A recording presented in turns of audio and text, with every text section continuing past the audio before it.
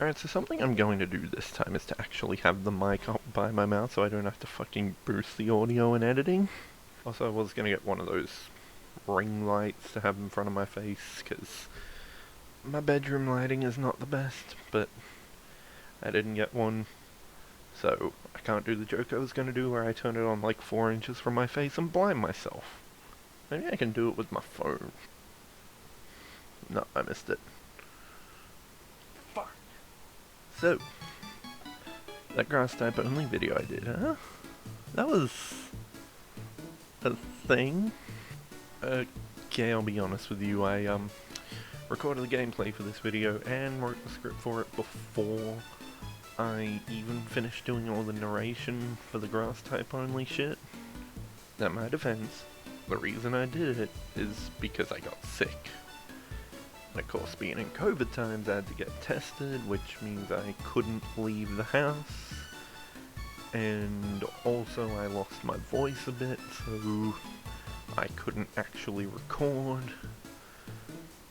So fuck it, what else do I do but record gameplay? So if you missed the last videos, simple rules, water types only, set battle style, no items in battle, no HM slaves unless absolutely necessary. By the way, guess what I didn't think about when I set that rule? Squirtle, Magikarp, their evolutions, can't line cut. Squirtle, Magikarp, their evolutions. Only water types I have access to before Serge's gym. And Serge's gym needs cut to get into it. And another rule that doesn't so much matter for this one is the fact that if there are not enough of the type that I need, I can add them in. Not a problem here. Water types, one of the most abundant types in this game. So, even with version exclusives, I don't need to add anything. Alright, let's do the shit. As usual, we start in Pallet Town and get our starter from Professor Oak.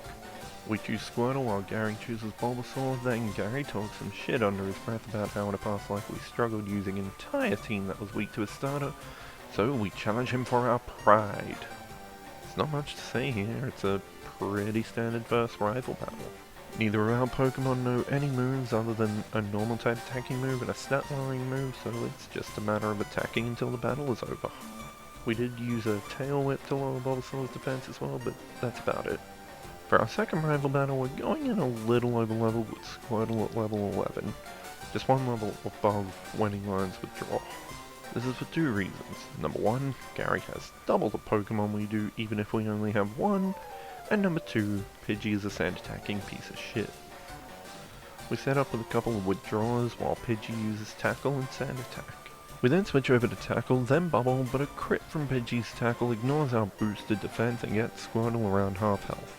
When Bulbasaur comes in, we use a Tail Whip, but a second one misses. A third Tail Whip takes Bulbasaur's defense down again, but the earlier sand attacking has really paid off as Squirtle misses with Tackle. Thankfully, Withdraw has also paid off, so Bulbasaur's Tackle is only doing 2 HP of damage. Things start to look scary as Squirtle keeps missing Tackle, but thankfully with 4 HP left, he finally manages to hit, knocking Bulbasaur deep into red health, then survives one more Tackle to fire back with his own, and hands us the win. Just like last time, I intended on not being too over-leveled for Brock given the type advantage, but I accidentally went a level higher than I meant to. At level 14, Squirtle has replaced Bubble with Water Gun, and that's about all you need to know. You can probably tell how this one is going to go. Both of Brock's Pokemon are 4 times weak to our 1, so one Water Gun is more than enough to take out both Geodude and Onix. To be fair, Onix does get a tackle in, but aside from that, that was an incredibly easy victory. Moving on. After beating a trainer outside Pewter City, Squirtle evolves into Wartortle, then in the Pokemon Center outside Mount Moon, we get an amazing deal picking up a Magikarp for just 500 Pokédollars. At level 5, our new team member knows the move Splash, but that's just a little too OP, so I may get rid of it later to make the challenge a bit more fair. Also, while inside Mount Moon, we can pick up the Helix fossil for later purposes. Then, while training outside Cerulean City, Magikarp evolves into Gyarados. That does make us a little over-leveled for our next battle, but did you honestly think I'd go into a 2-on-4 with a Magikarp? Okay, since we made this battle too easy last time by beating Misty first, we're going to do the rival battle in Cerulean City first this time. Also, I should point out that I was really focusing on EVs in this challenge. Wartortle isn't very well EV trained, being my only Pokemon until Mount Moon, so his are all over the place. But I decided to EV train Gyarados in attack and speed.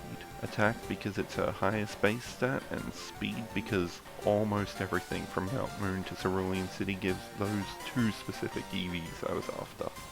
Gyarados isn't quite maxed out on EVs though, so some of my plays may seem a little weird. Going into this one, Gyarados has added Tackle and Bite to her moveset, while Wartortle has replaced Tackle with Bite and Tail Whip with Mega Punch. Wartortle is slightly overleveled because Magikarp needed to be switch trained until she learnt Tackle. Alright, let's see how this one goes. Gyarados vs Pidgeotto is the first matchup, but Intimidate more or less makes Pidgeotto's offense worthless. By the time the bird goes down, our water flying type has only lost 10 HP. Rattata is out next for Gary, and as the only Pokemon after this gives off EVs I don't want, we switch out to Wartortle. Rattata gets off a Tail Whip, but one Mega Punch is all it takes to take the rat down. When Bulbasaur comes in, we get off a Mega Punch, but Bulbasaur lives in red HP and gets off a Sleep Powder. Bulbasaur then starts whipping the sleeping turtle, but with 3 HP left, he wakes up to finish Bulbasaur off with a Bite. When Abra comes out, we've essentially won since he can't attack, so one Bite is more than enough. Alright, there's not much important that has happened before the battle with Misty, so let's jump straight into that. One tackle from Gyarados gets Staryu into yellow health, but a Harden prevents a 2-shot. We decide to attack with Special Calling for Bite, but Staryu lives in red health, causing Misty to use a Super Potion. Bite and Tackle combine to take Staryu into red health, but Water Pulse confuses Gyarados. Gyarados then hits herself twice in confusion while Staryu fully recovers using Recover. Gyarados continues to hit herself, and seeing the writing on the wall, we switch out to Wartortle. A Mega Punch does some serious damage, and when Staryu uses Harden, a critical hit on Bite wipes out Misty's first Pokemon. When Starmie comes in, we quickly switch back into Gyarados to get those 2 speed EVs, then switch back into Wartortle to finish the job with Bite. We also bit with Gyarados, but her special attack is nowhere near Wartortle, so even with super effective damage, it couldn't get the job done. Anyways, on board the SSM, we have another rival battle.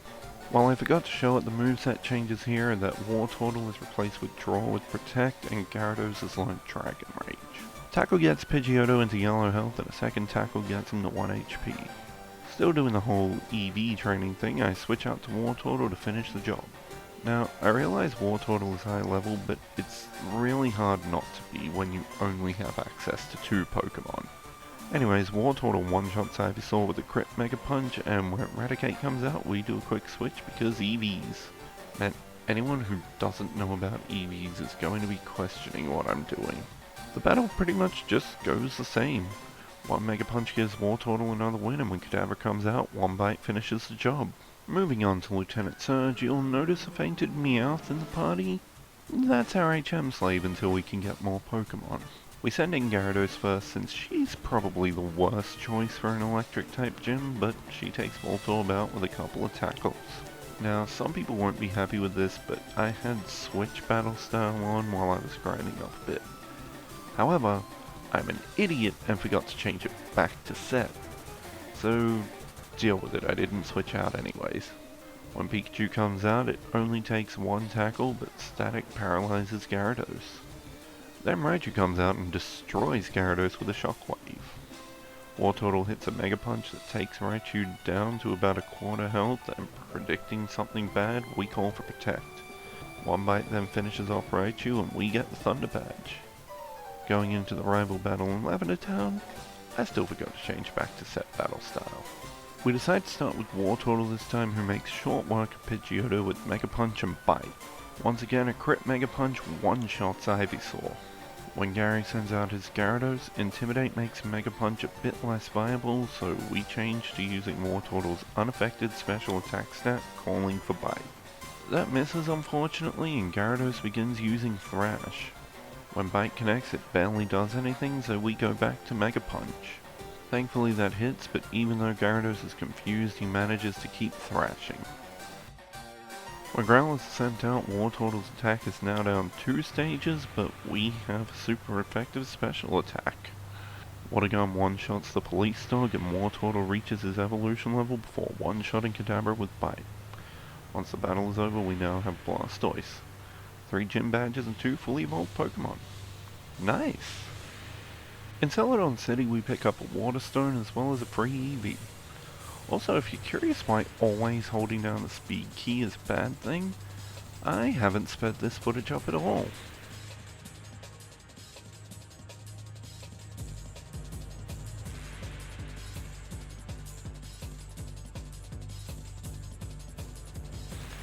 Anyways, our Eevee is level 25 with the moves Helping Hand, Sand Attack, Growl, and Quick Attack. That won't last long though, as we immediately use our Water Stone to evolve Eevee into Vaporeon. We also teach it Water Pulse, but I didn't realize I forgot to start recording when I showed movesets. Anyways, going into the battle with Giovanni was still slightly over leveled, but that will change soon. Onix's Harden is pointless as Water Pulse is a one-shot. Rhyhorn comes in, and once again, one Water Pulse is enough to get the job done. When Kangaskhan comes in, the lack of a Water-type weakness pays off for Giovanni as Water Pulse doesn't do much damage. A Quick Attack also fails to do much, and so we switch out to Blastoise. Kangaskhan's massive defense allows it to tank a couple of Mega Punches, but by the third it goes down. Immediately moving on to Erica, we open up with Blastoise. A Bite takes away half of Victory Bell's HP, and when she misses with Stun Spore, a second Bite takes the other half. Tangle's out next, and for some reason, despite her having a physical defense nearly 3 times higher than her special defense, I decided to call for Mega Punch. That leaves Tangela with about a quarter health before a Giga Drain takes her back to half. Seeing what power Blastoise packs in his punch though, we call for Mega Punch again and Tangela goes down. Erica is just left with Vileplume, and one last Mega Punch gets a crit that wins us the battle and earns us the Rainbow Badge. Hey, you in a while without seeing my face. Yeah, I'm trying to rush through this because I had to make the grass type only thing a 2-parter anyway. You're only seeing my face now because I didn't record the gameplay of me going through Lavender Town to get the Poké Flute and picking up the Good Run and the Super Runs. So now we can get more team members, and since we have access to more team members, from now on I'm going to do my best to use every team member in battle. On the outskirts of Cerulean City, we hook a Horsey to add to our team, and at level 15 she's equipped with Bubbles, Smokescreen, and Leah. Then, at the back of the house at the Fuchsia City that you get the good rod, we catch a Goldeen who's level 16 with the moves Tail Whip, Water Sport, Supersonic, and Horn Attack.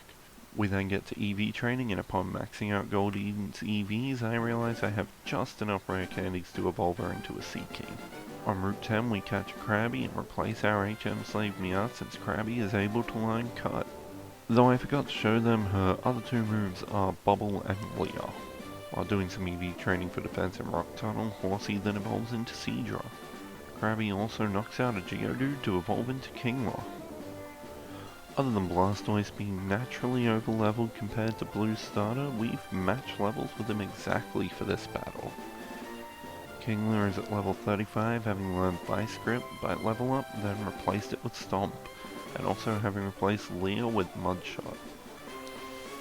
Vaporeon is level 37, having replaced Sand Attack with Bite and Growl with Aurora Beam. Sea King is level 35, having replaced Water Sport with Flail and Tail Whip with Fury Attack. A combination of having a physical attack stat nearly 30 base points higher than special attack in a gen where all water type moves are special and all normal type moves are physical, as well as a fairly shallow move pool when it actually comes to water type attacks, made stab moves really not viable for Sea King for this playthrough when I've specifically EV trained her in physical attack. Anyway, up next, Seadra is at level 38, having learnt Water Gun and replacing Bubble with Twister. And finally, Blastoise is at level 43 with Rain Dance replacing Protect. That is easily the longest paragraph I've written in this script for something other than an actual battle, so let's get on with it. In hindsight, it probably would have been smarter to start off with Vaporeon, seeing as how she has an Ice-type move for the Flying-type Pidgeotto, but Kingler's first stomp causes Pidgeotto to flinch, and a few more get the job done with Kingler close to half health. Blue then immediately sends in his ace Venusaur, and despite being 5 levels lower than him, Kingler outspeeds and hits another stomp that takes out roughly a quarter of Venusaur's health. Of course, one Razor Leaf is enough to take Ash's Indigo League MVP out, and we send in Vaporeon. We call for Aurora Beam, but unfortunately Venusaur is faster and gets off Sleep Powder. He then gets off 3 Razor Leafs while Vaporeon sleeps, knocking the evolution out before she can even get a hit in. Seeing what we have to do, we dig back into our old bag of tricks, sending out Blastoise, who hits hard with a Mega Punch as Venusaur misses with Sleep Powder. One more Mega Punch takes our former starter down, and now we're theoretically on easy street. Having Venusaur means that Gary catches a Growlithe and a Gyarados rather than Execute, so we have no more type disadvantages to worry about. Anyways, while I was talking, a battle between Gyarados and Blastoise occurred in which, despite having his attack lowered by Intimidate, Blastoise knocked the Water Flying type out.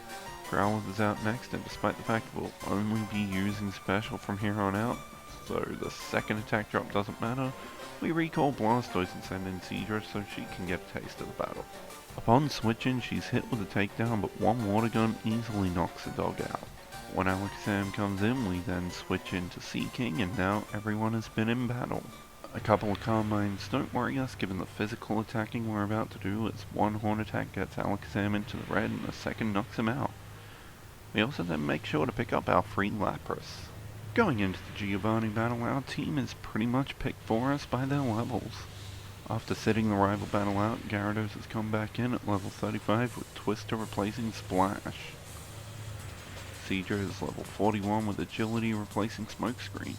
I leveled Seadra up because I didn't want to go in over leveled at all, and Seadra was our highest level without going over. Kingler is at level 37 with no new moves to report. And finally, Lapras is also level 37 with the moves Surf, Body Slam, Ice Beam, and Perish Soul. I realize I forgot to show Lapras' moveset, so for those who care, Surf replace Miss and Ice Beam replace Confuse Ray. We start off with Kingler, whose Mudshot gets Nidorino into red health and unnecessarily lowers his speed. A Horn attack barely does anything to our giant crustacean, who fires off another Mudshot. Giovanni then sends in his ace Nidoqueen, but Kingler still manages to outspeed, getting off another Mudshot that takes her down to just above yellow health. A double kick also doesn't hurt Kingler much, as we call for Bubble just to see how much it will do. Apparently very little. So after a Body Slam we fire off another Mudshot, and more double kicks don't do much yet again.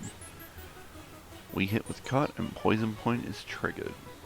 Kangaskhan comes out, whose beastly defense once again helps us stand up to a move that has toppled other opponents, as 2 stomps only take it a half health before Nidoqueen gets a kill from the grave with Kingler falling to poison. I nearly ran out of breath doing that sentence. We send in Gyarados, and Dragon Rage takes Kangaskhan into red health. Intimidate stops Mega Punch from doing much damage, and another Dragon Rage leaves Giovanni with only Rhyhorn. We switch out to Seadra, and although Water Gun would absolutely finish this, we still want to use everyone, so we call for Twister before sending in Lapras to finish it with Surf. This time I actually remembered to do Sabrina's gym, so going into that one, our team once again has been picked for us by levels. Unfortunately, Blastoise is just one level too high, so we're going in with the same team we just beat Giovanni with, now slightly higher in levels. The only moveset change is Kingler replacing Bubble with Guillotine. Okay, I have no real plan for this. Sabrina leads off with Kadabra, and we send out Lapras. Kadabra immediately sets up a Future Sight while Lapras fires off an Ice Beam that drops Kadabra into red health. Of course, Sabrina uses a Hyper Potion, but a couple of Body Slams take Kadabra out before Lapras has taken any damage. Mr. Mime comes out, and Lapras takes the Future Sight from earlier. Mr. Mime sets up a barrier, and we call for Perish Song, not realizing Mr. Mime has Soundproof. Of course, we have to immediately switch out to Kingler while Mr. Mime uses Calm Mind. Then we begin trying to get off a Guillotine while Mr. Mime continues to use Calm Mind. All of that stat raising comes to nothing as the Oko move hits on our 3rd attempt. Sabrina calls out Venomoth, and we call for Guillotine again. It hits first time, and now Sabrina is down to 1. Surely we can't fuck this up, right? Alakazam comes out, and before we can have another attempt at Guillotine, Kingler is taken down by a single Psychic. We send out Seadra and call for Twister while Alakazam uses Calm Mind. The Dragon-type move does very little damage, so we switch back to Lapras as Alakazam sets up a Future Sight. Lapras is then hit hard with a Psychic, but just lives enough to get off a Perish Song. We switch out to Gyarados, who takes both a Psychic and a Future Sight to be knocked out before she can do anything. Lapras comes back in but is taken down by a Psychic. As Alakazam's perish count reaches 1, we seem to have it in the bag as long as Seadra lives, but a critical hit on Psychic derails those plans. Okay, that was entirely my fault. I know exactly where we went wrong, so this time we won't make the same mistake. We restart the battle, and while Kadabra sets up a Future Sight, we fire off a Surf which leaves Kadabra on 1 HP and forces a Hyper Potion. A Body Slam then takes Kadabra into red health, and when he attempts to use Future Sight again, it of course fails, and another Body Slam takes Kadabra down. Mr. Mime comes out and sets up a barrier which weakens the blow from the Body Slam. She then sets up with a Calm Mind, but the special defense boost is ignored when we get a critical hit on Surf. Venomoth is out next for Sabrina, and while she gets off a couple of Psybeams, Lapras is still in green health when an Ice Beam and a Body Slam take her out, leaving only Alakazam. Once again, we immediately set up with a Perish Song, but this time we have one extra Pokemon available to stall. Kingler falls to a Psychic, but Seadra manages to live on 7 HP, and with that, we've won. Alakazam falls for Future Sight, and after a Water Gun, Perish Song knocks Alakazam out, giving us the Marsh Badge. Koga's up next, and though he seems easy to plan for using Kingler's Mud Shot, 3 of his 4 Pokemon have Levitate as their ability, so there's no real point to using Ground-type moves except against Muck.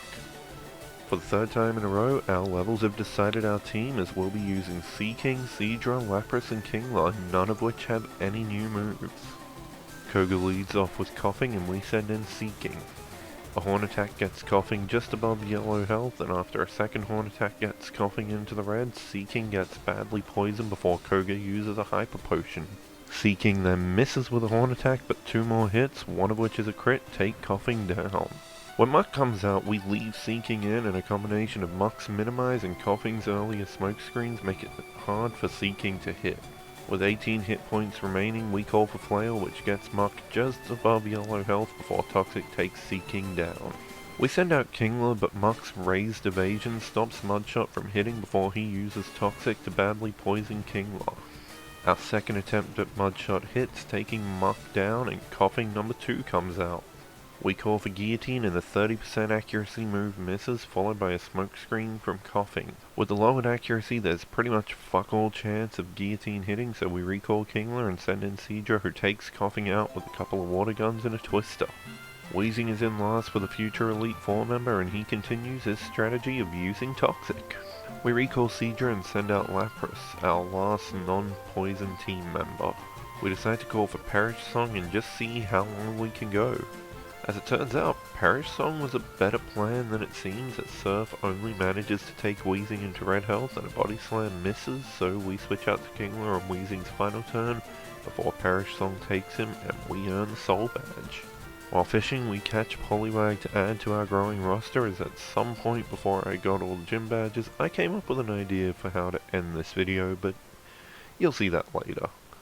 While surfing, we catch a Tentacle, and then inside the lab on Cinnabar Island, we bring Lord Helix back from his fossilized state, adding an Omanyte to our team. Okay, now for Blaine. We should have no problems against the Fire-type gym leader, especially with Blastoise making his triumphant return to battle. Lapras and Kingler are 2 of our other 3 members, and Gyarados has had a couple of move changes, replacing Tackle with Strength and Twister with Hydro Pump. The battle begins with Blaine's Growlithe against our Gyarados, with the 2 trading Intimidates. We immediately go for Hydro Pump, which misses while Growlithe hits a Fire Blast. On our next turn, we get off Hydro Pump, taking the early lead. Ponyta is out next, and another Hydro Pump takes the Fire Horse down.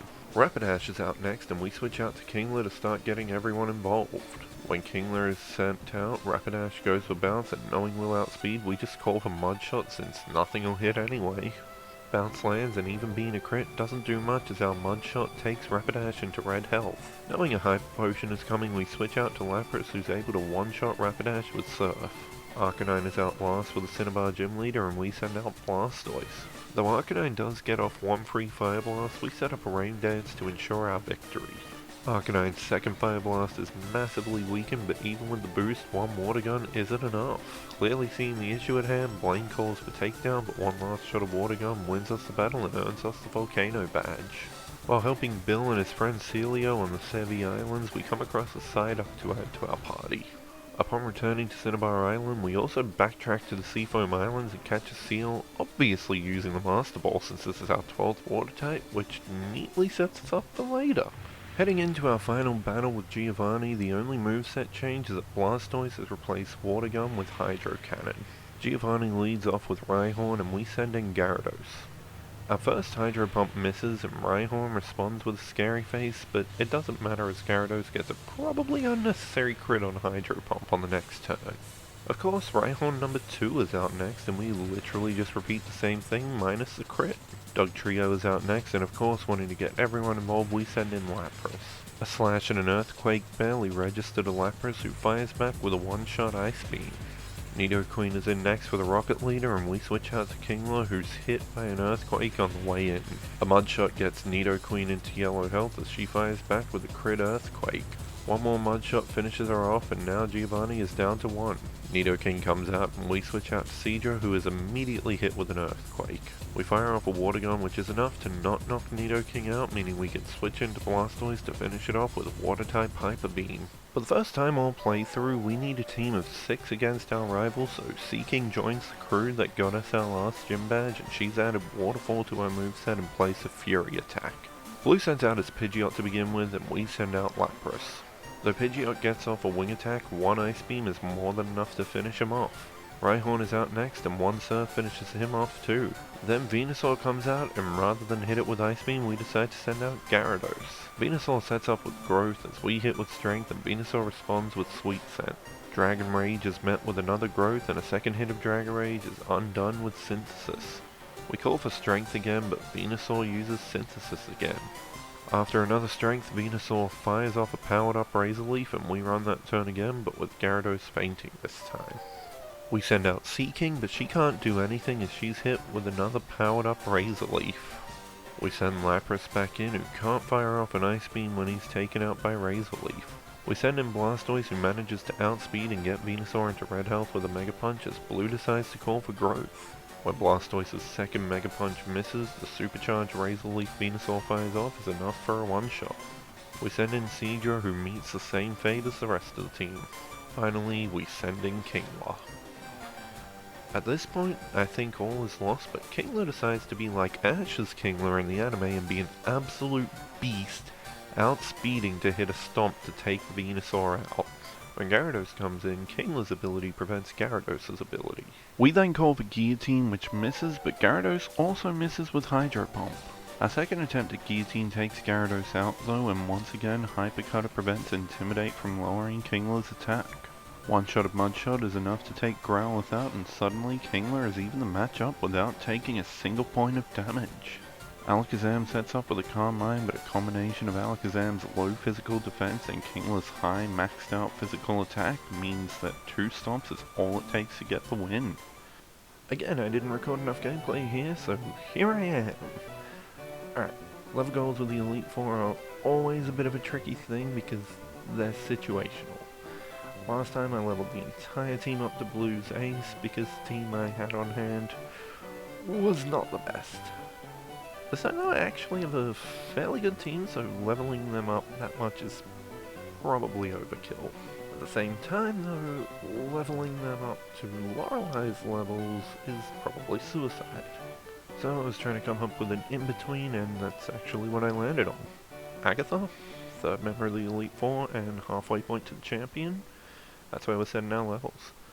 Our first 5 are going to match Agatha's levels, while Blastoise will be matching Blue's Ace, but he's only allowed to get involved in the other battles if the entire rest of the party is fainted.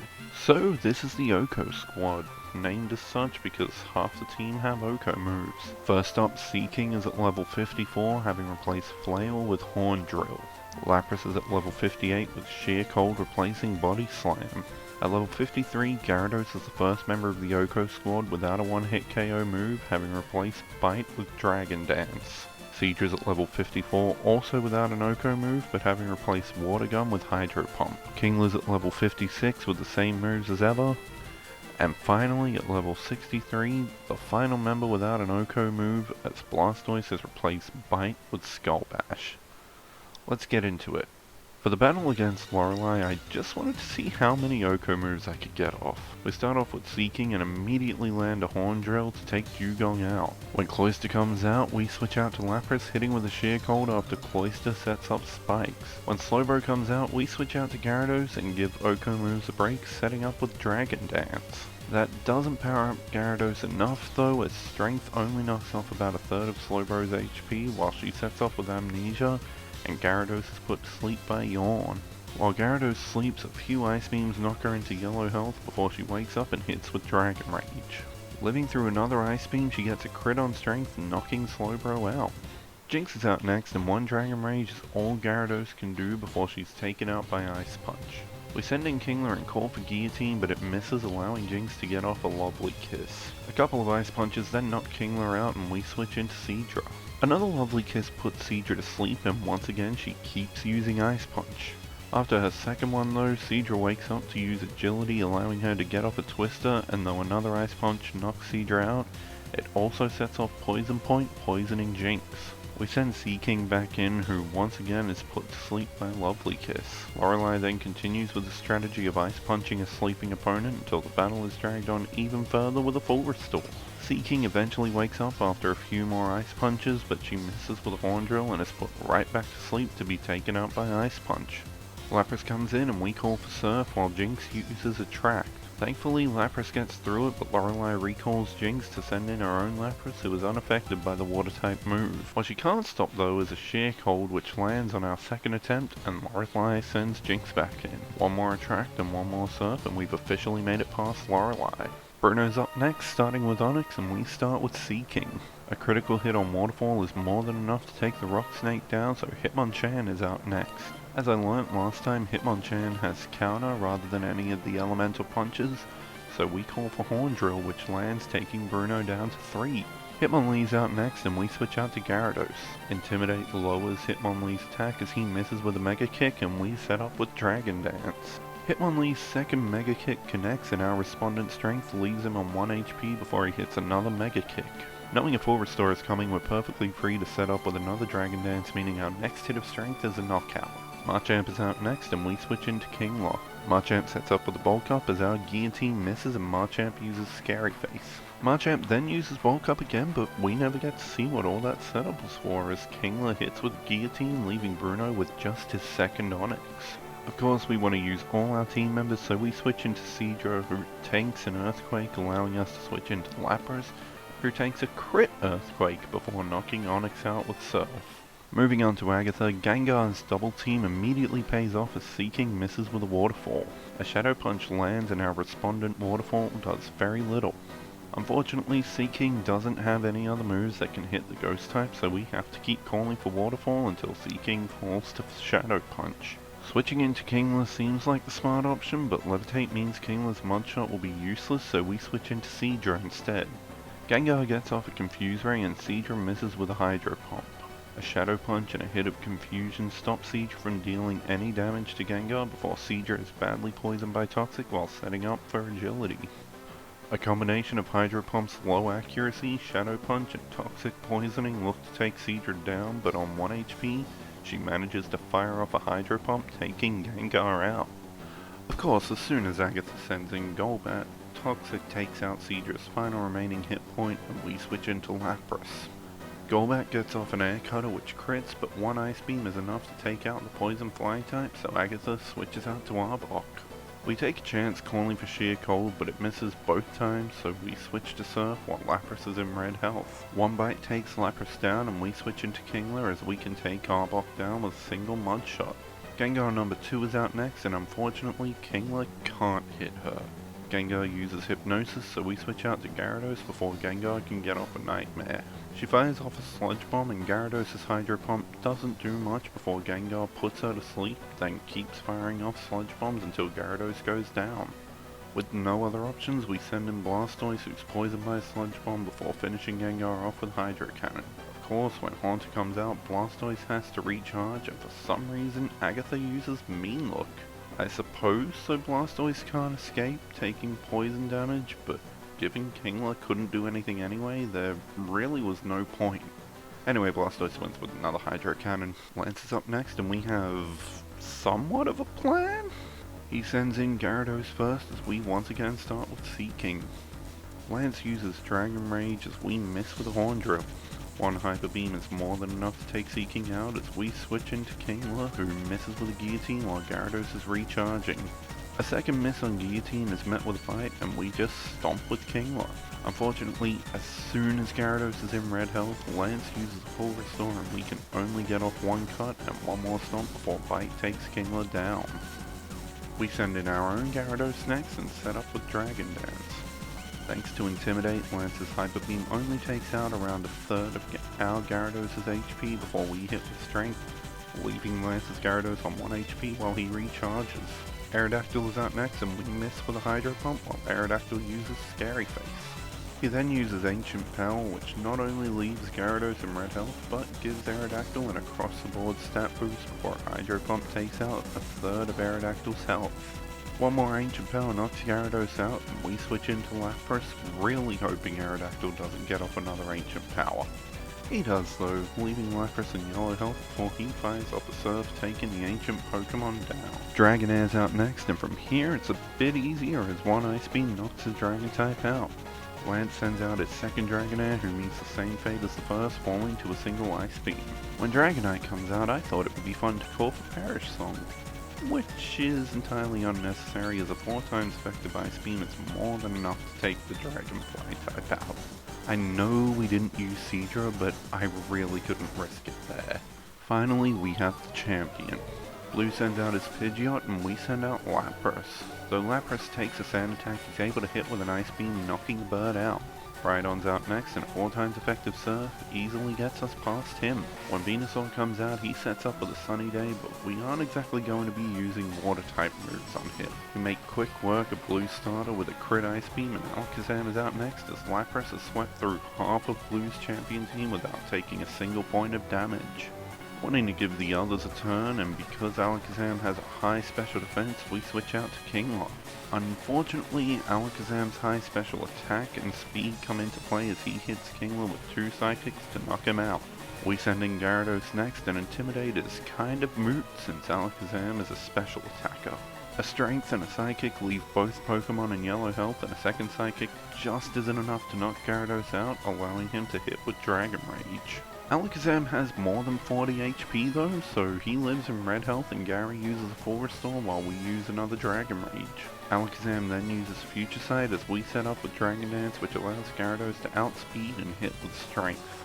Our attack buff is neutered when Blue sends out his own Gyarados, as one hit of Strength doesn't do much, but a critical hit on Hydro Pump takes our Gyarados out.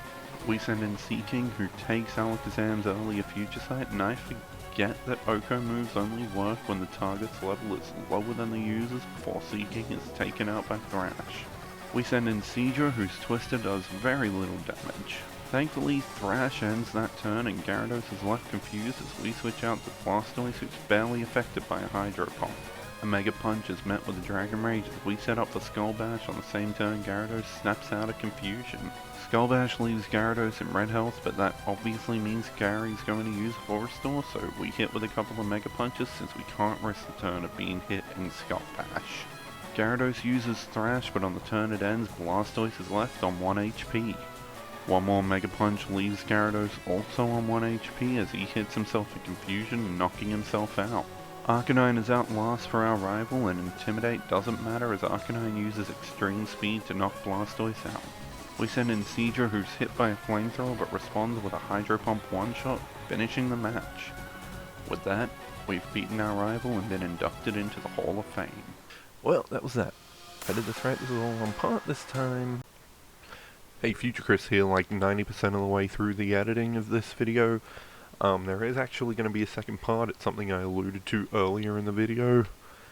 I'll just spoil it for you. I'm going through the Elite Four a second time with all the Pokemon that I didn't use much. The 6 that I didn't use during that Elite Four run just then, pretty much. Yeah. I suck at this whole video presenting thing. Next time's Fire types. Don't know when that'll be. Yeah. Bye.